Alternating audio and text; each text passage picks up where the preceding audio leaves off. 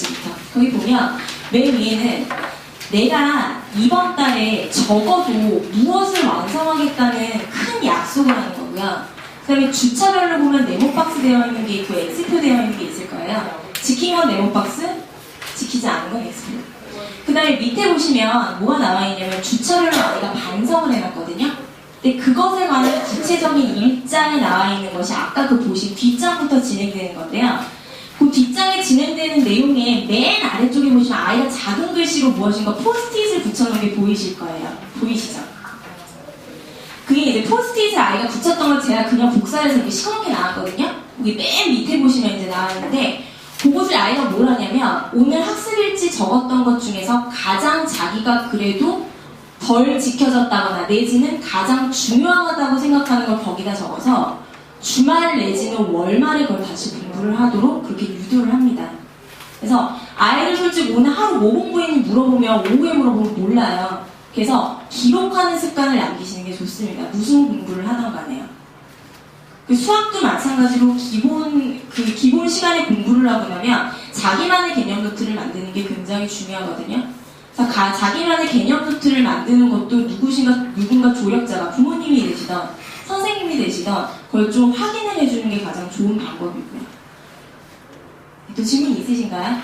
고3생 같은 경우에는 예. 야자 시간에 엄수에 예. 이렇게 비율을 시간을 매일 똑같이 이제 그 대과목을 공부하라는 거예요. 예. 야자. 예. 근데 고1이나 고2 같은 경우는 그 야자를 그런 식으로 진행하는 거예요. 예, 똑같이 공부해야 됩니다. 왜냐면요, 그게 습관이 처음이 굉장히 중요하거든요.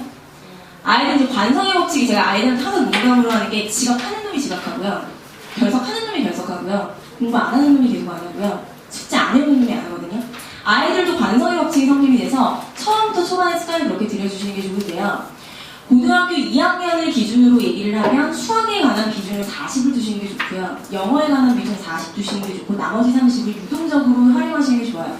과학 내지는 언어 내지는 부족 부분인 수학이나 영어에 다시 투입해 주시는 게 좋은데요. 그 이유는 제가 지난 지도를 12월부터 실제 해봐도요. 이과생 아이들도 영어 성적이 못 나오면 아무리 내가 수학 1등급 맞아도 영어가 2등급 이하로 내려가면 하나등급도 못 가요. 네, 갈 데가 없어요.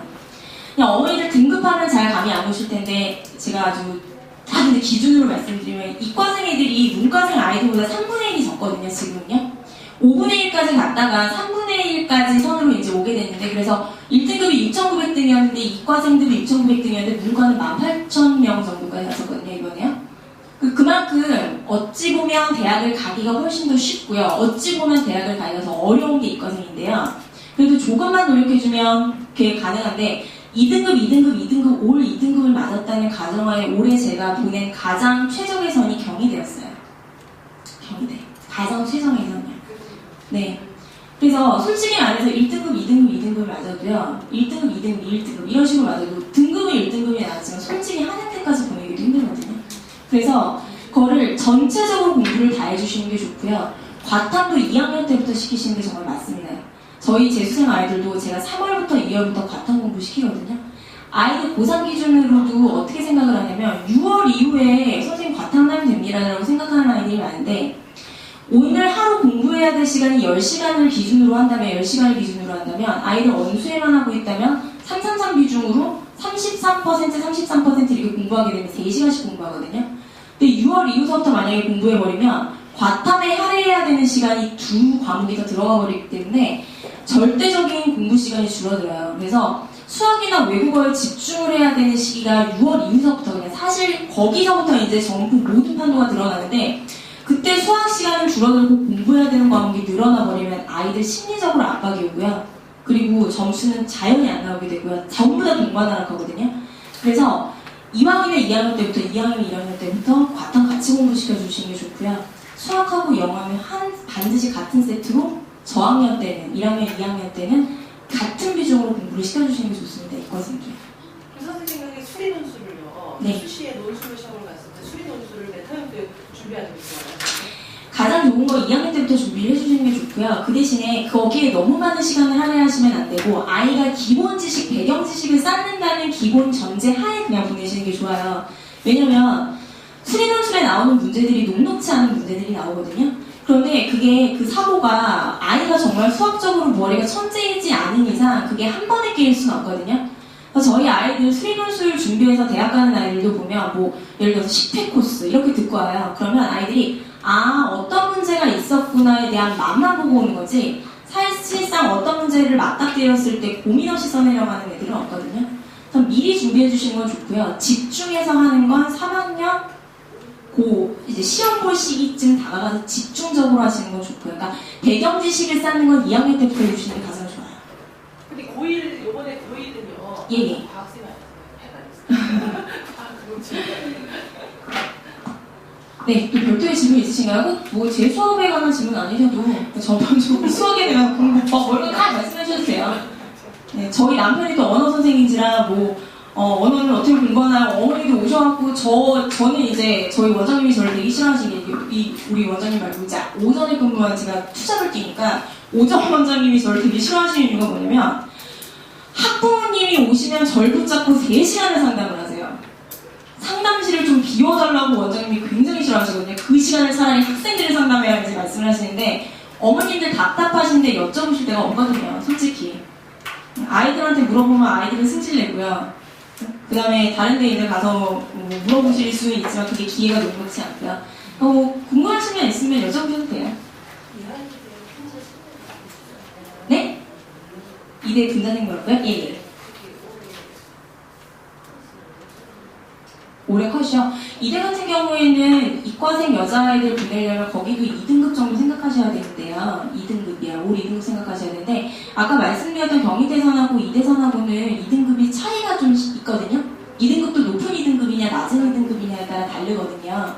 근데 올해 이제 제가 보는 학생 중에 있었어요. 그러니까 분자생물학부는 아니고 다른 학과였는데 그 아이 보니까 한 과목 정도는 낮은 2등급이어도 됐고 나머지는 그래도 중반 위에 있는 2등급이어야지 가더라고요. 어느 정도. 그냥 그 언수 외를 기준으로 과탐을 빼고요. 예, 그 정도.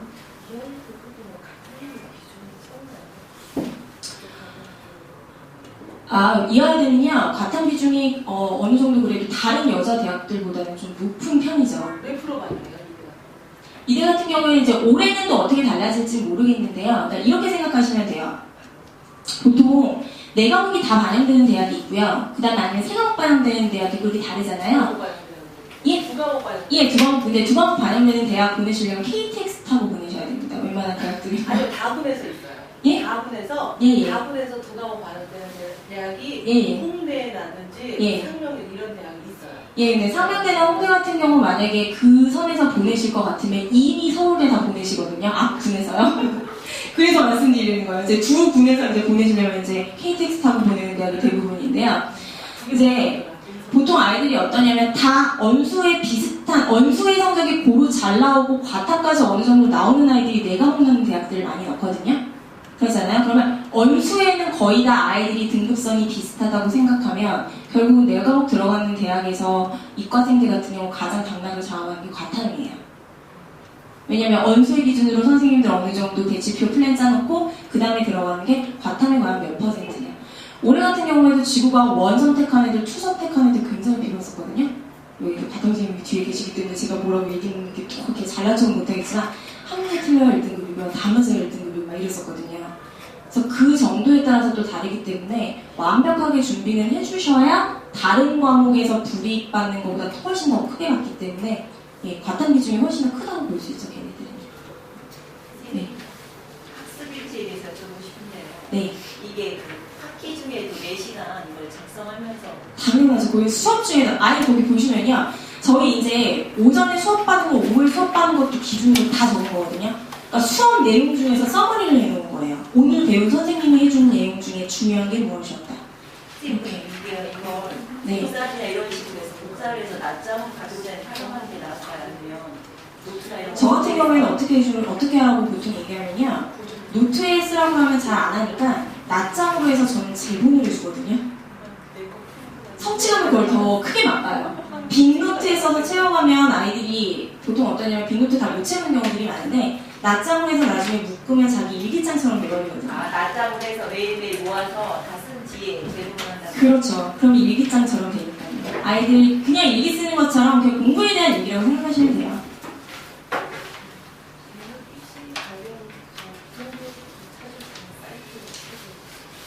정보를 찾을 수 있는 사이트요? 그거는 나중에 원장님 말씀하신 예. 수학만. 예. 수학만. 혹시 별도로 더 질문 있으신 사람 있으면 예. 포스트잇 붙이는 부분에 대해서 얘기했었는데 예. 이 포스트잇 붙이는 부분은 네. 아니면 그냥 덜 지켜지거나 매우 중요해서 다시 한번 봐야 되거나 수학도 단어별로 적어주시면 좋아요. 어떤 거를 못 지켰고 어떤 단어를 못 봤고 어떤 단어이 중요한지. 네, 다른 질문 혹시 있으신가요? 질문이 이제 없으시면 저희 마치고 다음 선생님께 마이크 넘기는 걸로 하겠습니다.